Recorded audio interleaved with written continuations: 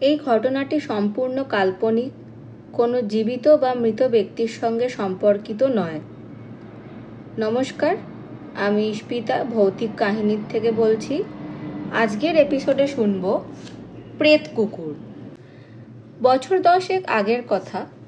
আমার মামার বাড়িতে এক অনুষ্ঠান উপলক্ষে সকলে একসাথে একত্রিত হয়েছিলাম। মনে হচ্ছিল যেন চাঁদের হাট বসেছে। আমাদের বেশ বড় পরিবার ছিল, 4 মামা 3 মাসি। বাড়িতে এত হই হট্টগোল হচ্ছিল যে মাথা খারাপ হওয়ার জোগাড় হয়েছিল। এমনিতেই আমি শান্ত প্রকৃতির মানুষ, এত শোরগোল আমার পছন্দ নয়। বারবার মাসি এসে ডাকে, মামা এসে ডাকে এবং আরও অনেকে। শান্তি পাবার জন্য আমি ভাবলাম পিছনে একটি পাড় বাঁধানো ঘাট আছে, ওখানে গিয়ে বসি। তাই মতো আমি বাড়ির কাউকে কিছু না বলে পুকুর পাড়ে চলে গেলাম। বেশ শান্তিতে বসে আছি আর মনে মনে ভাবছিলাম কিছু রোমাঞ্চকর হলে বেশ ভালো হতো। ভাবতে ভাবতে দেখি পুকুর পাড় থেকে একটু দূরে একটা জঙ্গল মতো আছে। স্বাভাবিক ওইদিকে চোখ চলে গেল। মনে পড়ে গেল যে ওটা তো জঙ্গল নয়, ওটা একটা বাগান বাড়ি ছিল, যেখানে বিগত 20 বছর ধরে কেউই আর থাকে না। বর্তমানে ওটাই জঙ্গলের রূপ নিয়েছে। এইসব ভাবতে ভাবতে দেখি প্রীতি, আমার মাসির মেয়ে, এসে উপস্থিত হয়েছে আমার শান্তি ভঙ্গ করার উদ্দেশ্যে। আমি বললাম, তুই এখানে কি করছিস? প্রীতি আমাকে উল্টে জিজ্ঞাসা করলো, তুই এখানে এত রাতে কি করছিস? আমি বললাম, বাড়িতে এত চিৎকার চেঁচামেচি হচ্ছে, আমার আর ভালো লাগছিল না, তাই এখানে চলে এসেছি। তখন প্রীতি বলল, তা ভালোই করেছিস, এখানে পুকুর পাড়ে বসে শান্তি পাওয়া যাচ্ছে, বলে থেমে গেল। বেশ 5-10 মিনিট পরে ও বলে উঠল, ওই দেখ জঙ্গলটা, দেখতে পাচ্ছিস? আমি বললাম, হ্যাঁ, কেন, কি হয়েছে? প্রীতি বলল, ওই জঙ্গলে প্রেত কুকুর আছে, তাই ওখানে কেউ যায় না, আর ওটা অভিশপ্ত হয়ে আছে। তখন আমি শুনে অবাক হয়ে গেলাম। আমি জানতাম ওই বাড়িতে একজন থাকতো, তার এক পোষ্য কুকুরকে নিয়ে। তখন প্রীতি কিছুই বলল না, উঠে বাড়ি চলে গেল। আমি ভাবলাম, সারা রাত বসে ভাবলাম, এবং সন্দেহ দূর করার জন্য পরের দিন সকালে আমি নিজেই ওই বাড়িতে গেলাম, কাউকে কিছু না বলে। যখন ওই বাড়ির জঙ্গল পেরিয়ে ওই বাড়িতে প্রবেশ করলাম, দেখি বাড়ির ভেতর বেশ পরিষ্কার পরিচ্ছন্ন, আর বেশ কয়েকটি কুকুরছানা রয়েছে, প্রায় 4-5 জনের মতো। আমি চিন্তায় ভাবলাম যে বাড়িতে বিগত 20 বছর ধরে কেউ নেই, বাড়ি বন্ধ, তাহলে কুকুরছানা কোথা থেকে এলো?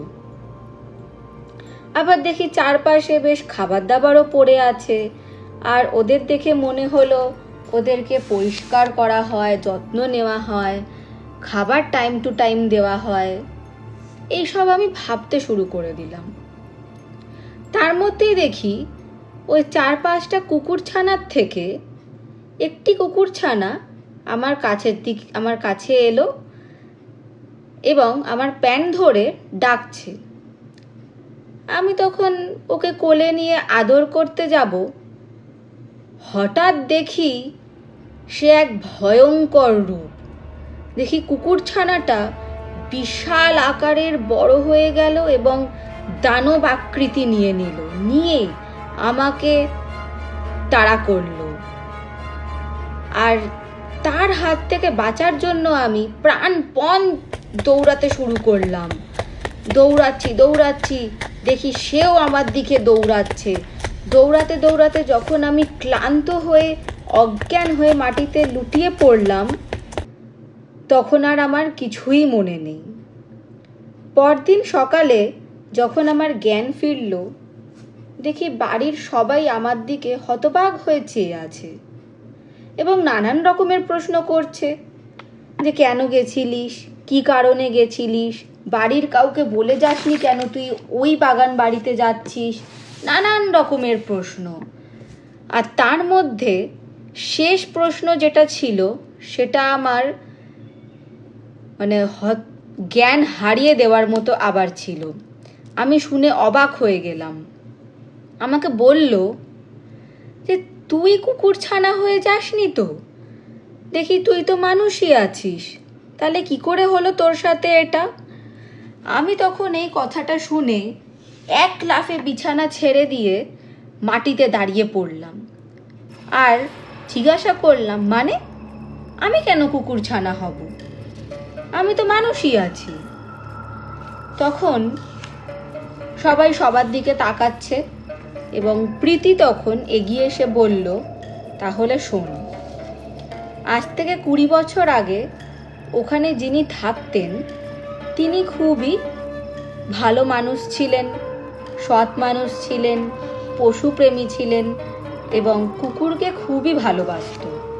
ওনার বাড়িতে প্রায় 10-20 জন কুকুর ছানা থাকতো, বড় ছোট সব মিলিয়ে, এবং পাড়ার যত কুকুর ছিল সবাইকে উনি খাওয়াতেন, যত্ন করতেন, সমস্ত রকমের তাদের দায়িত্ব নিতেন। ইনি তাদেরকে নিয়েই থাকত। কিন্তু হঠাৎ একদিন সকালেতে উনি যখন বাড়ির বাইরে এসেছিলেন তখন দেখলেন যে ওনার যে 10-12টা কুকুর ছানা বড় ছোট মেশানো সব ছিল, হঠাৎ দেখছে সবার মুখ থেকে ফেনা উঠে মারা গেছে। উনি সঙ্গে সঙ্গে ভেঙে পড়লেন এবং পশু ডাক্তারকে ডাকলেন। পশু ডাক্তার বাড়ি এলো, এসে বলল যে ওরা তো মারা গেছে এবং ওদেরকে বিষ দেওয়া হয়েছে। এই শুনে উনি খুবই ভেঙে পড়েছিলেন এবং নিজেকে আর ঠিক রাখতে পারছিলেন না। তখন তিনি অতি ক্ষুব্ধ হয়ে রেগে গিয়ে তখন উনি বললেন যে যারা যারা এই অবলা এই অজ্ঞাত কুকুরদের সঙ্গে বা এরকমই পশুদের সাথে যারা এই জঘন্য কাজ করতে পেরেছে তাদেরকে আমি কাউকে ছাড়বো না। এবং এই কথাটি বলে উনি পরের দিন শোনা যায় যে উনি আত্মহত্যা করেছেন, গলায় দড়ি দিয়েছেন এবং উনি একটি চিঠি লিখে গেছিল। সেই চিঠিতে লিখেছিল যে আমি মারা যাচ্ছি, আমার শরীর হয়তো মারা যাচ্ছে, কিন্তু আমার আত্মা মরবে না। আত্মা হচ্ছে আজীবন বেঁচে থাকবে এবং বেঁচে যারা এই কাজ করেছে, এই পাপ কাজ করেছে, তাদেরকে এই একইভাবে কুকুরছানা রূপেই তাদেরকে তৈরি করবেন, তাদেরকে কুকুরছানা বানিয়ে দেবেন। এবং এটা উনি অভিশাপ দিয়েছেন, দিয়ে উনি আত্মহত্যা করেছেন। সেই থেকেই ওই বাড়িতে যারা যায় তারা কুকুর ছানা হয়ে যায় এবং পাড়ার যে লোকেরা 4-5 জন মিলে এই কাজটা করেছিল তাদেরকে কুকুর ছানা রূপেই পেয়েছিল এবং তাদের দেখেছিল যে সেই জামা কাপড় মাটিতে পড়ে আছে, তারা কুকুর ছানা হয়ে গেছে। আর সেই থেকে ওই বাড়ি জঙ্গল রূপে রয়েছে, কেউ ভয়তে যায়ও না, পরিষ্কারও করে না, কারোর এত মনে সাহসও নেই যে ওই বাড়ির দিকে যাবে। এবং যদি কেউ ওই বাড়ির দিকে চলে যায় বা ওই বাড়িতে ঢোকে, ভুলবশত হোক কি জ্ঞানত হোক, সে তৎক্ষণাৎ কুকুরছানা হয়ে যায় এবং সেই থেকেই ওই বাড়ির নাম হয়ে যায় যে প্রেত কুকুর। এবং ওখানেতে ওই যিনি মারা গেছেন প্রেত হয়ে সেই কুকুর ছানাদেরকে আগলে রেখেছে এবং ওদের সাথেই উনি থাকেন। শেষ হলো আজকের গল্প প্রেত কুকুর।